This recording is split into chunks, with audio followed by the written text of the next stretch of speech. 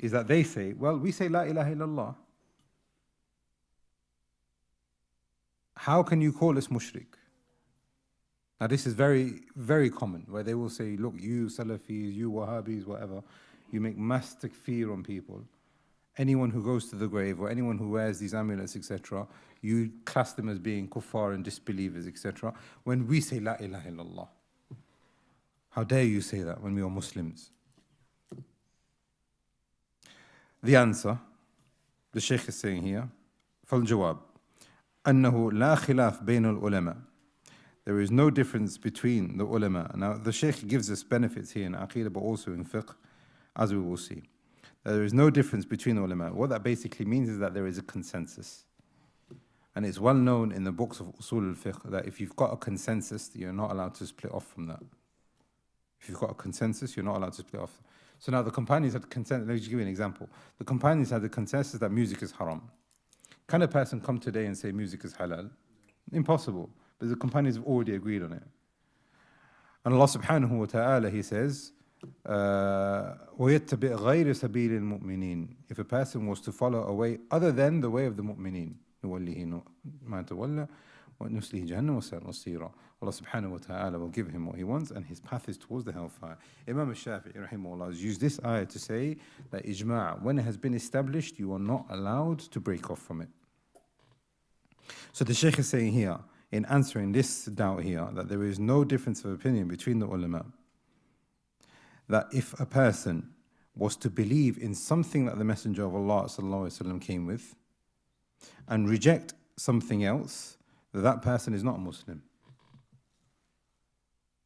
So a person can say La ilaha illallah. He can come to the masjid 5 times a day. He could be behind the imam, first person in, last person out.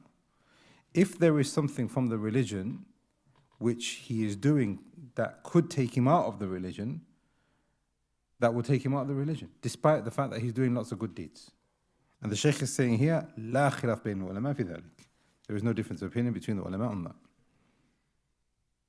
And then the Shaykh gives us examples. For example, if a person was to say, I believe in the whole Quran, but this one ayah, na'udhu billah, I don't believe in it. And then he's living a life of piety, outward piety, but this ayah, I don't accept it. Kafir, with the ijma' of the ulama. And the example that he gives, now the dalil that he gives, is what happened at the time of Abu Bakr as-Siddiq radiyallahu anhu. These people are Muslims.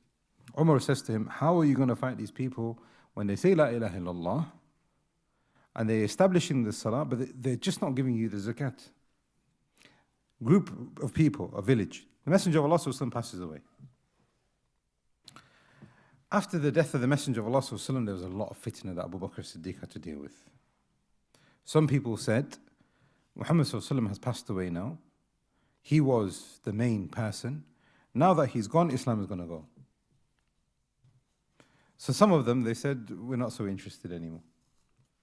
Some of them said, well, Muhammad ﷺ was there, we only became Muslims, so we were scared of him, so now we are no longer Muslim. We profess and acclaim that we are no longer Muslim, na'udhu billah.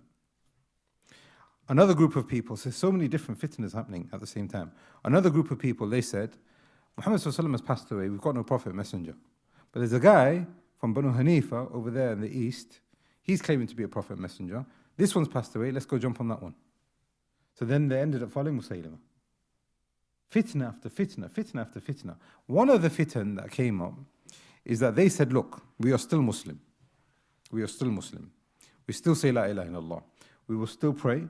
We will still fast. But zakat, we only give to Muhammad sallallahu alaihi wasallam.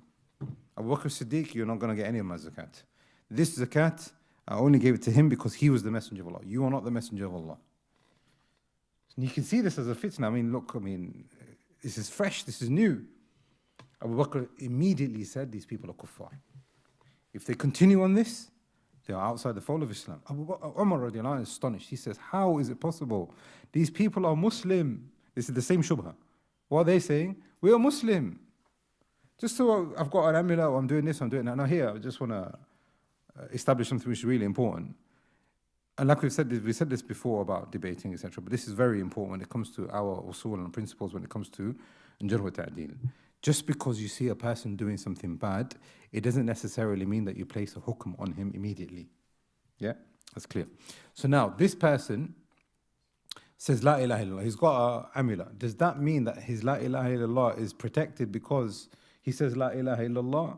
Is it possible that he can fall into kufr and shirk? Is it possible that all of us can fall into kufr and shirk? Na'udhu billah. It's possible. That's the reason why we're studying this.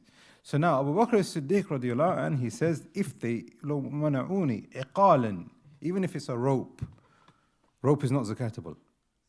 The camel is zakatable. The rope to tie up the camel, even if they prevented me from that, I will fight them. This is now to show you the emphasis that Abu Bakr, Umar radiallahu anhu said that when he said that, I knew that Allah subhanahu wa ta'ala put something in his heart, and we fought them.